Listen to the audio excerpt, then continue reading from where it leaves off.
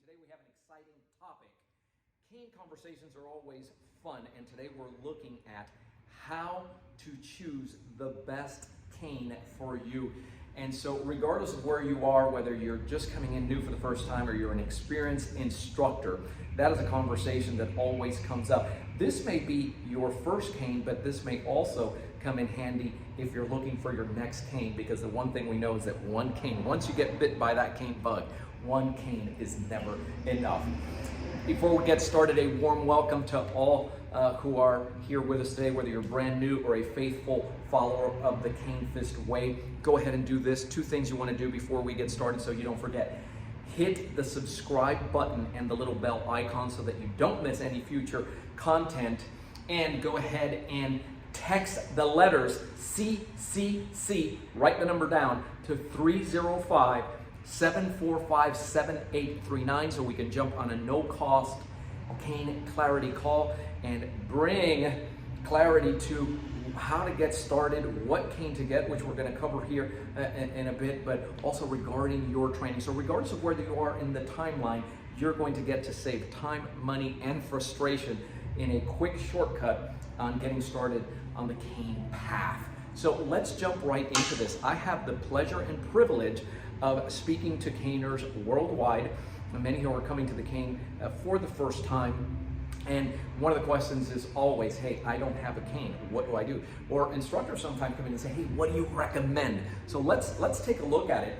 And if you dial back 30 years when this all started, I remember we only had about a handful of canes with maybe anywhere between 2 to 4 canes and just a very limited number of categories, 2 or 3 categories, right? But this has really evolved with the training and innovations. And today you have ACSD at least 11 different categories of cane. So let's narrow it down and bring simplicity to it. The majority coming to the cane today are coming in for the purpose of self-protection, right? So you saw a video maybe like this and you say, wow, that makes sense to me. And so 2 categories straight off that are of interest to you is going to be, we're looking at either the training category, training canes, or self-defense canes, and there are differences. There are differences, and I'll go ahead and show this to you now. I am going to pick perhaps the top representative, the top seller in each category, right? Because obviously I'm not going to go through everything. In the training category, this is the player cane. And it's tough if you're just getting started with training to go wrong with this cane.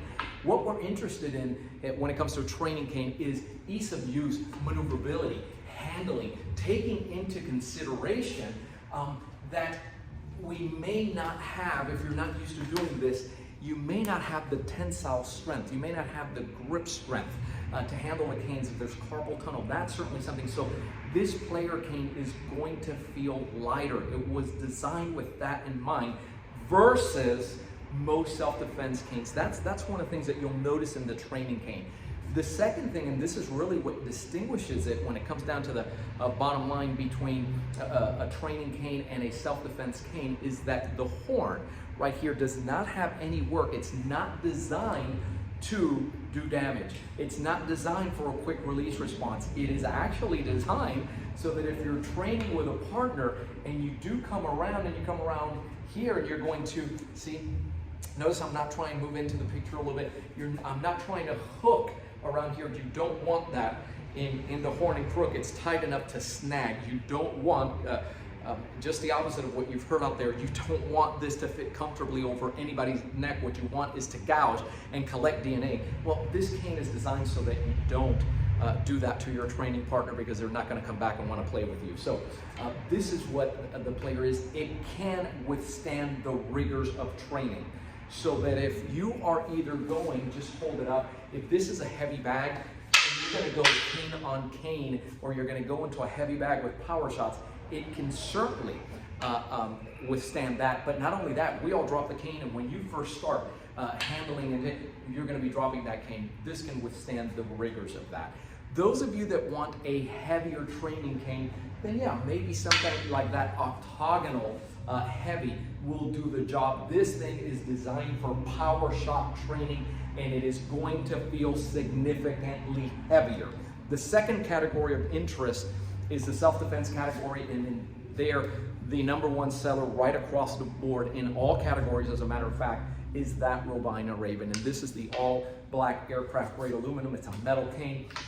A couple of advantages over wood: you're never going to have to oil it, and it will not crack. The most that'll happen is it'll bend under duress, but you can still be effective in a power shot range even with a bent cane, whereas wood, once it cracks, then your 2 to 4 power shots is what we've tested before you render that cane useless. So it has advantages.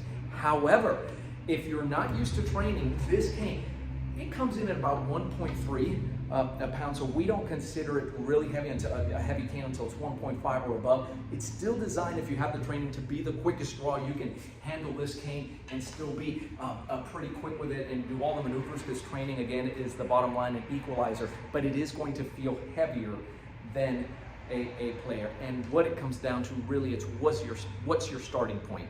If you don't have the conditioned grip, if you don't feel strong enough, if you have wrist injuries, your forearm, so on and so forth, tensile strength, go with a player.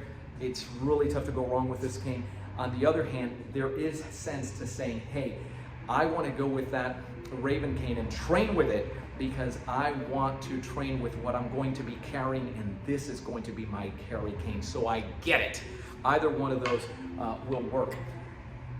Often I'll get asked as well, hey, is there a category where I can get the light, the light and ease of use and maneuverability, but also be it for self-defense and have the self-defense features with the horn and everything else? And the answer to that is yes. That is what the category of hybrids are for, and it's a category of canes that I developed there, and I'll get 2 representatives from there. And the 2 reps there are, you have the Crimson Spinner XL, and straight off the bat, look at those green eyes, and you see the nice color. This thing is super. Here, hold this for me so that I can go ahead and, oh my gosh, just as light, if not even more so, that play feels just super easy. And then self-defense, because this, see, when you're looking at it here, it's very innocuous looking. You would have to take security guard's hand or somebody and say, hey, take a look at this. But look at the work that's done on it. So it is designed so that really quick you can take out a limb. The only thing about this, if you're just going to get started and you're going to start training, is it's a really nice looking cane. It's got all the oiling on there. Do you want to be dropping and beating this guy up, right? Because this is more of a carry cane. Same thing with that Silent Night, right? And the XL, look at it. This one comes with its own palm rest that we refer to as a personal protection extensor, and that's in that category as well. Again, super, super light cane. You can do any type of handling and maneuvering with it. It's a self-defense cane. Look at all, right, the sets of grips and everything else, but look at down here, right? So hitting bony prominence area, it's an impact tool. You're going to maximize that. But again, just consider, is this the cane that you want to go to if you're just starting out? What else might be of interest? Those of you that have been training for a while, you say, hey, I have self-defense canes, I have training canes. Well, if you're into cane flow and maneuverability, which this is growing, and I believe that eventually this is going to be the umbrella for this is in the direction that the cane is moving. The cane movement is going there. Why? Because it is brain training. It has so many benefits. The handling and everything else. This is a spinner, and a spinner, this is called the Crimson Spinner. How does it differ from the XL? It's lighter. It's made of oak. The other one's made of hickory. And it does not, it wasn't designed, you see that it doesn't have, it still has 2 sets of grips, but it's even lighter than the Crimson Spinner XL. This is really for the purpose of handling. So it doesn't matter the level that you're at, you bring this over regardless of where you're at with the cane.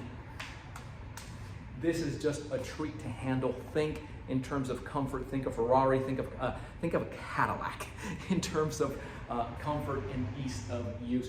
Also a very nice cane that you probably don't want to be banging this around. And then last but not least, there is a cane that came now in 2021 that is just a very popular cane, and that is the American cane boxing cane. or what we refer to as the 32. And this is a cane that was designed for the American cane boxing curriculum. It's shorter, it's designed for close quarter, so anything that's going on in here, they go to put your hands, anything you have to break out of. Very easy to use as we're going through here. And think in terms of lightness. It's kind of like a player, so it feels like a training cane, but it has that personal protection extensor. It changes the rules a little bit in terms of handling. Remember, it was designed for the American cane boxing curriculum. The advantage of it is that a 32-inch cane, so this is, if a standard is 36, this is 32, I can still walk around with this without calling attention to myself. The tip is still touching the floor, and it's a huge space economizer. It will double for training and also for self-protection. By the way, in that self-defense category, if you like a wooden cane, I'll show you here. It's just reminded, the octagonal triple gripper, you can't go wrong with that. It used to be the more popular cane in the self-defense category until that Raven came around almost a decade ago. So that should bring clarity to it. And those are the top representatives in each one of the categories. The real question is, and this is my question to you, is where are you in the timeline of your training? And if you're just starting off, by the way, notice that all those canes, American cane self-defense, they all have a horn and a crook. It's not a derby style cane, it's not an Irish stiletto, nothing wrong with those canes, there's just not American cane self-defense. So to be following our curriculums, this here will maximize the potential of the tool, especially for training.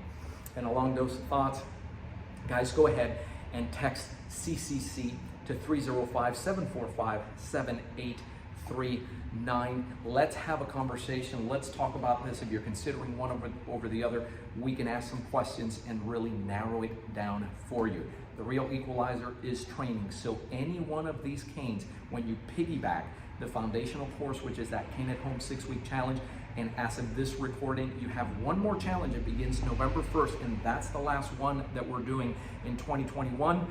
So if you want to get in there, let's have that conversation. Let's make sure that it's right for you. I'm Robaina for American Cane Self-Defense. Thanks for watching. Keep caning. Stay safe.